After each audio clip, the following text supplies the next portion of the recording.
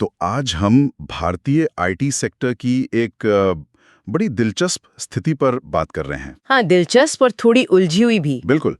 एक तरफ हम देख रहे हैं कि विदेशी संस्थागत निवेशक मतलब एफआईआईज वो आईटी स्टॉक से काफी पैसा निकाल रहे हैं। हाँ, आंकड़े तो यही बता रहे हैं। Q1 में ही मतलब पहली तिमाही में करीब करीब 16,500 करोड़ की बिकवाली हुई है। 16,500 करोड़। और इसमें तो बड़ी कंपनियां भी है ना, टीसीएस, इन्फोसिस। हाँ हाँ, बिल्कुल।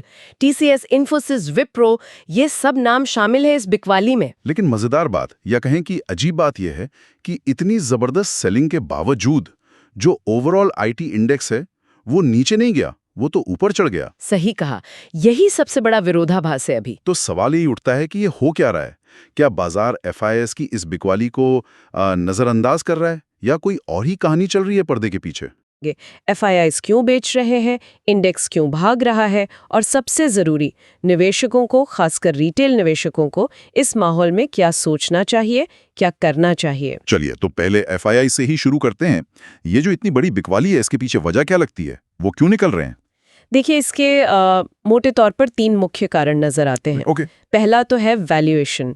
कई बड़ी आईटी कंपनियों के शेयर ऐतिहासिक रूप से काफी महंगे लेवल पर ट्रेड कर रहे हैं, तो शायद उन्हें लग रहा है कि यहाँ से अपसाइड लिमिटेड है। वैल्यूएशन की चिंता, ठीक है। और दूसरा कारण जुड़ा है बाहरी बाजारों से, मतलब अमेरिका, यूरोप।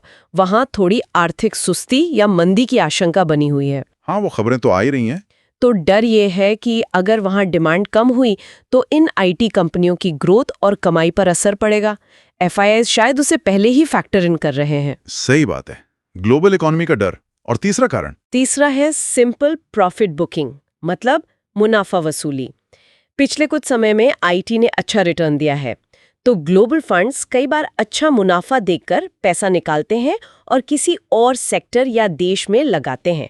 ये एक सामान्य प्रक्रिया भी है। ठीक है, तो वैल्यूएशन, ग्लोबल स्लोडाउन का डर और प्रॉफिट बुकिंग, ये एफआईआईस की तरफ की कहानी हुई। लेकिन फिर वही सवाल, इंडेक्स क्यों ऊपर है? हाँ, अब आते हैं इंडेक्स पर। यहीं पर मामला थोड़ा पेचीदा है। देखिए, जो इंडेक्स में तेजी दिख रही है ना, वो इन बड़ी कंपनियों टीसीएस या इन्फोसिस की वजह से उतनी नहीं है। ये रैली असल में मिड कैप और स्मॉल कैप आईटी स्टॉक्स चला रहे हैं। अच्छा, जैसे कौन सी कंपनियां? जैसे केपीआईटी टेक है, सोनाटा सॉफ्टवेयर, कोफॉर्ज, इस तरह की कंपनियों में जबरदस्त उछाल आया है।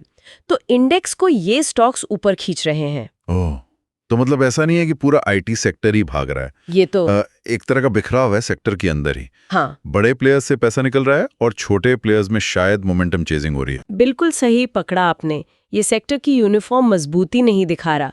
ये दिखा रहा है कि निवेशक बड़ी स्थापित कंपनियों को लेकर थोड़ी सावधान है, लेकिन छोटी ज्यादा ग्रोथ वाली कंपनियों में अभी भी दिलचस्पी ले रहे हैं, शायद ज्यादा जोखिम के साथ। ये जोखिम वाली बात अहम है, क्योंकि ये मिड कैप, स्मॉल कैप जितनी तेजी से ऊपर जाते हैं उतनी ही तेजी से नीचे भी आ सकते हैं। इनमें वॉलेटिलिटी ज्यादा होती है। तो ये उन निवेशकों के लिए एक चेतावनी होनी चाहिए जो सोचते हैं कि अरे एफआईआईस बेच रहे हैं, चलो सस्ता माल उठाते हैं। ये सोच कितनी खतरनाक हो सकती है। ये बहुत बड़ा ट्रैप हो सकता है। हमें ये समझना होगा कि एफआईआईस के पास अक्सर हमसे बेहतर जानकारी, बड़ी रिसर्च टीमें होती हैं। वो शायद किसी सेक्टर में आने वाली फंडामेंटल कमजोरी को हमसे पहले भांप लेते हैं। तो उनकी बिकवाली को आंख बंद करके खरीदने का मौका समझ लेना ये महंगा पड़ सकता है। हो सकता है वो सिर्फ प्रॉफिट बुक नहीं कर रहे, बल्कि आने वाली चुनौतियों को देख रहे हों। मतलब सावधानी जरूरी है। तो फिर क्या करें अगर किसी के पास पहले से मान लीजिए इन्फोसिस या टीसीएस है, लंबी अवधि के लिए रखा है? देखिए, अगर निवेश लंबी अवधि का है और कंपनियां फंडामेंटली मजबूत हैं, जैसे टीसीएस, इन्फोसिस, तो सिर्फ एफआईआईस की बिकवाली देखकर घबराहट में बेचने की जरूरत शायद नहीं है। ओके, पैनिक सेलिंग से बचें। हाँ, लेकिन साथ ही इस माहौल में इन बड़ी कंपनियों में नया भारी निवेश करने से पहले शायद थोड़ा इंतजार करना, तस्वीर साफ होने देना बेहतर हो सकता है। और ये जो मिड कैप, स्मॉल कैप में तेजी चल रही है, उधर क्या रणनीति हो? वहां तो बहुत ज्यादा सावधानी की जरूरत है। अगर कोई उनमें निवेश करने की सोच रहा है तो कंपनी की गहराई से जांच करनी होगी। जैसे कि क्या देखें?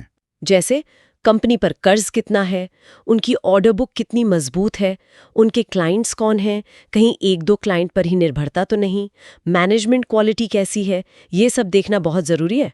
और स्टॉप लॉस। हाँ बिल्कुल, खासकर मिड और स्मॉल कैप में। और अगर ट्रेडिंग का नजरिया है तो स्टॉप लॉस लगाना बेहद जरूरी है अपने कैपिटल को बचाने के लिए। ठीक है, अब थोड़ा बड़े परिप्रेक्ष्य में देखें। इस आईटी सेक्टर की उठापटक का पूरे भारतीय बाजार पर, जैसे निफ्टी पर क्या असर पड़ सकता है? असर तो पड़ेगा। आईटी सेक्टर का निफ्टी में अच्छा खासा वजन है। अगर आईटी में कोई बड़ी गिरावट आती है तो वो पूरे इंडेक्स को नीचे खींच सकता है। ये तो है। इसीलिए हमेशा ये सलाह दी जाती है कि पोर्टफोलियो डाइवर्सिफाइड होना चाहिए। मतलब सिर्फ आईटी पर ही निर्भर ना रहें।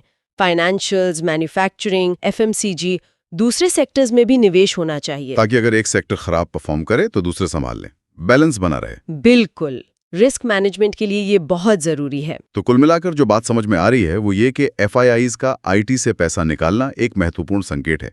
इसे इग्नोर नहीं करना चाहिए। हाँ, ये एक सिग्नल जरूर है। लेकिन इसका मतलब सीधा ये नहीं कि या तो बेच दो या खरीद लो। पूरे संदर्भ को समझना होगा। एकदम सही। ये हमेशा एक सीधा कॉल टू एक्शन नहीं होता।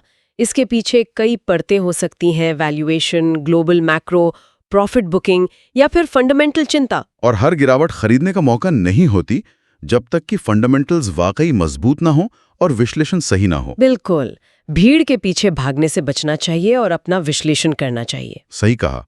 और जाते जाते श्रोताओं के लिए एक विचार छोड़ जाते हैं। हाँ, क्या एफआईआईज का इस तरह एक बड़े सेक्टर जैसे आईटी से निकलकर शायद किसी दूसरे सेक्टर की तरफ जाना, क्या ये सिर्फ सामान्य मुनाफा वसूली और फंड का रीएलोकेशन है, या फिर ये भारतीय अर्थव्यवस्था में अंदर ही अंदर पक रहे किसी बड़े संरचनात्मक बदलाव का, किसी बड़े शिफ्ट का शुरुआती संकेत हो सकता है जिस पर निवेशकों को और ध्यान देना चाहिए? ये सोचने वाली बात है। क्या ये सिर्फ एक सेक्टर रोटेशन है या कुछ और? इस पर नजर रखनी होगी।